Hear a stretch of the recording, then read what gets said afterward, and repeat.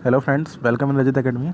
आज हम यहाँ पे लेकर आए हैं आपके लिए साइंस की एमसीक्यूज़ की सीरीज़ नंबर 19, जहाँ पे हम लोग साइंस के इंपॉर्टेंट क्वेश्चन डिस्कस करने वाले हैं जो आपके लिए कॉम्पिटिटिव एग्जाम के लिए काफ़ी हेल्पफुल रहेंगे। तो हम यहाँ पे लेकर आए हैं आपके लिए इलेक्ट्रिसिटी की सीरीज़ नंबर 5। ओके, तो जहाँ पर हम लोग 20 क्वेश्चन डिस्कस करने वाले हैं। अभी तक हम लोगों ने इलेक्ट्रिसिटी की 4 सीरीज़ कंप्लीट कर ली है, जिसमें हम लोगों ने 20-20 क्वेश्चन डिस्कस किए हैं। तो आज हमारी इलेक्ट्रिसिटी की लास्ट सीरीज है।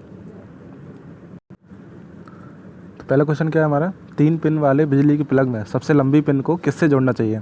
तो इसका आंसर क्या हो जाएगा हमारा? ऑप्शन नंबर ए, आधार के सिरे से हमें 3 पिन वाली सबसे लंबी पिन को जोड़ना चाहिए। जो प्लग रहता है हमारा 3 पिन वाला, 3 प्लग रहता है, 3 पिन प्लग रहता है, उसकी जो सबसे लंबी पिन होती है उसको हम लोग किससे जोड़ते हैं?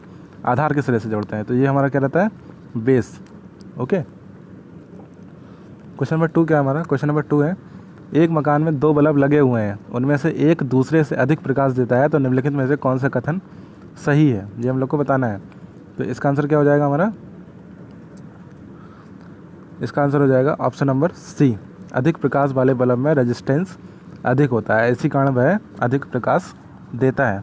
ओके, रेजिस्टेंस अधिक होता है तो हमारा अधिक प्रकाश उसमें देता है। तो इसका आंसर क्या हो जाएगा हमारा? क्वेश्चन नंबर 2 का आंसर हो जाएगा option number C. Question number 3 क्या है हमारा? 1 किलोवाट घंटा का मान कितना होता है? ठीक है, तो 1 किलोवाट हावर्स की वैल्यू कितनी होती है, हम लोग को बताना है। तो इसका आंसर क्या हो जाएगा हमारा? 3.6 इंटू 10⁻6 जूल। ठीक है, और किलोवाट घंटा हमारा किसकी इकाई होती है? हमारी ऊर्जा की।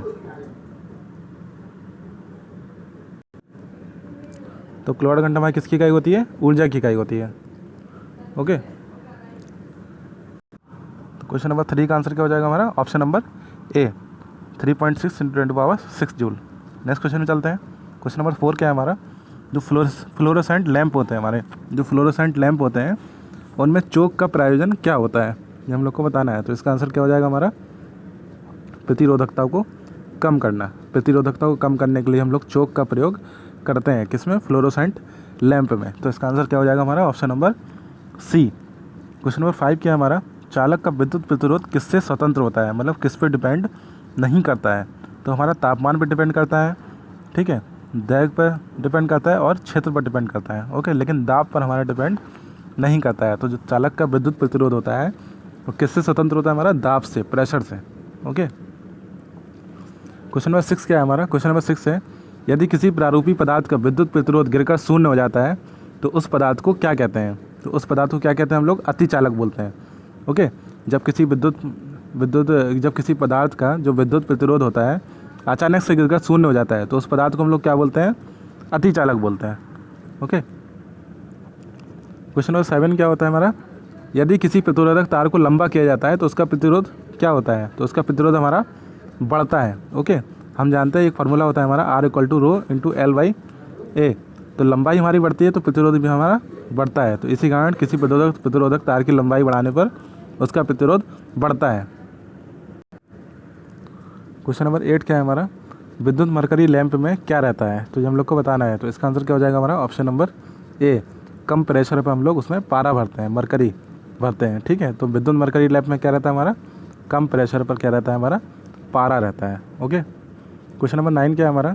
बिजली के पंखों की गति बदलने के लिए कौन सा साधन हम लोग प्रयोग करते हैं? तो इसका आंसर क्या हो जाएगा हमारा? रेगुलेटर। जो बिजली के पंखे लगे रहते हैं हमारे घर में, उनकी जो स्पीड होती है, उनकी स्पीड को बदलने के लिए, कम और ज़्यादा करने के लिए हम लोग किसका प्रयोग करते हैं? रेगुलेटर का प्रयोग करते हैं। एम्पलीफायर का प्रयोग क्यों करते हैं हम लोग? एम्पलीफायर का प्रयोग करते हैं हम लोग उसकी आवृत्ति बढ़ाने के लिए। ओके, और रेक्टिफायर का प्रयोग किस लिए होता है? रेक्टिफायर का प्रयोग AC को DC में परिवर्तित करने के लिए रेक्टिफायर का प्रयोग होता है। क्वेश्चन नंबर 10 क्या है हमारा? MCB। ठीक है, MCB का फुल फॉर्म क्या रहता है हमारा? मिनिएचर सर्किट बोर्ड, जो लघु पथन के मामले में विद्युत की पूर्ति को काट देता है या कम करता है। तो इसका आंसर क्या हो जाएगा हमारा? ऑप्शन नंबर डी, धारा के तापन प्रवाह पर आधारित होता है हमारा। जो MCB की जो कॉन्सेप्ट होता है, जिस पर MCB वर्क करता है, वो क्या रहता है हमारा? धारा के तापन प्रवाह पर आधारित रहता है। क्वेश्चन नंबर 11 क्या है हमारा? 1 वोल्ट के बराबर होता है, तो 1 वोल्ट किसके बराबर होता है? ये हम लोग को बताना है। तो 1 वोल्ट हमारा रहता है 1 जूल अपॉन कूलाम।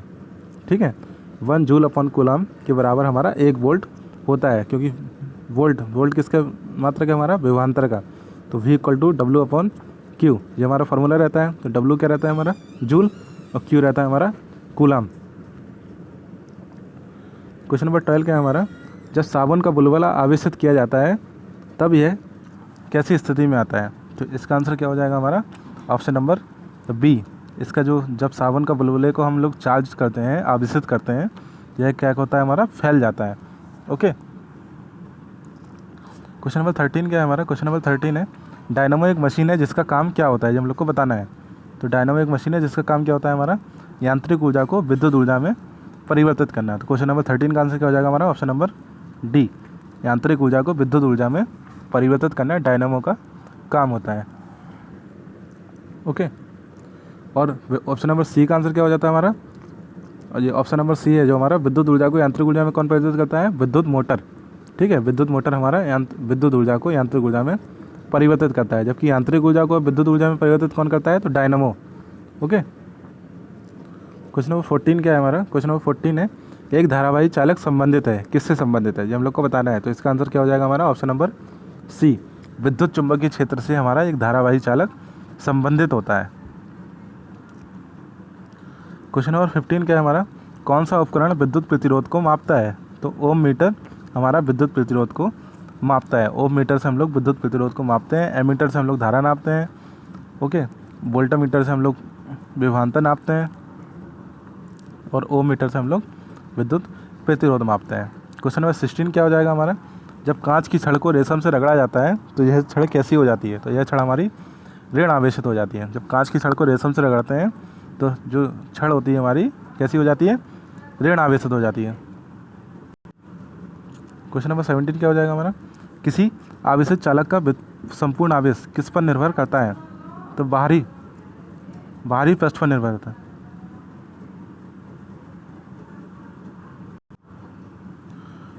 किसी आवेशित चालक का संपूर्ण आवेश किस पर निर्भर करता है, हमारा बाहरी पृष्ठ पर रहता है। जो भी आवेशित चालक रहता है हमारा, उसका जो टोटल आवेश होता है हमारा किस पर होता है, बाहरी पृष्ठ पर होता है।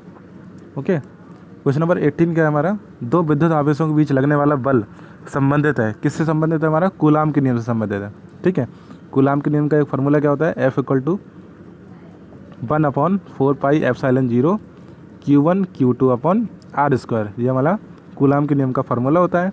ओके, तो इस पर हमारा जो F होता है, जो हमारा क्या रहता है, कूलाम बल होता है। ठीक है, तो विद्युत आवेशों के बीच क्या किससे संबंधित है, हमारा कूलाम बल संबंधित है। तो इसका आंसर क्या हो जाएगा option number B. Question number 19 क्या है हमारा, दो विद्युत आवेशों के मध्य दूरी को आधा कर दी जाए तो उसके मध्य विद्युत बल का मान कितना हो जाएगा। ठीक है, तो हम जानते हैं F is directly proportional to 1/r square Coulomb के नियम से। ठीक है, यदि उनकी मध्य दूरी को आधा कर रहे हैं हम लोग, R को हम लोग आधा कर रहे हैं, तो हमारा जो बल होगा कितना हो जाएगा, 4 हो जाएगा। ठीक है, कितना हो जाएगा, 4 हो जाएगा। क्वेश्चन नंबर 20 क्या है हमारा, समान आवेशों में होता है। तो समान आवेशों में हमारा क्या रहता है, विकर्षण होता है, और विपरीत आवेशों में क्या रहता है, हमारा आकर्षण होता है। तो समान आवेशों में हमारा विकर्षण हो जाता है जब दो समान आवेश प्लस प्लस एक आपस में रखे होते हैं या माइनस माइनस आपस में रखे होते हैं, ये हमारा एक दूसरे से दूर हटते हैं। ओके फ्रेंड्स, आज की वीडियो में इतना ही। अगर वीडियो पसंद आई हो तो वीडियो को लाइक करें और हमारे चैनल रजत एकेडमी को सब्सक्राइब करें। आज हमने यहाँ पर इलेक्ट्रिसिटी की 5 सीरीज़ कंप्लीट कर ली है। ठीक है, जिसमें हम लोगों ने हर सीरीज़ में 20 क्वेश्चन डिस्कस किए हैं। तो टोटल 100 क्वेश्चन हमारे इलेक्ट्रिसिटी से डिस्कस हो चुके हैं, जो आपके कॉम्पिटिटिव एग्ज़ाम के लिए काफ़ी हेल्पफुल है। उम्मीद है वीडियो आपकी पसंद आई होगी। ओके, इसी तरह मैं आपके लिए अगला चैप्टर लाने वाला हूँ। अगला चैप्टर मैं आपको अगली सीरीज़ में बताऊँगा। तब तक के लिए thank you so much. Stay safe, stay home.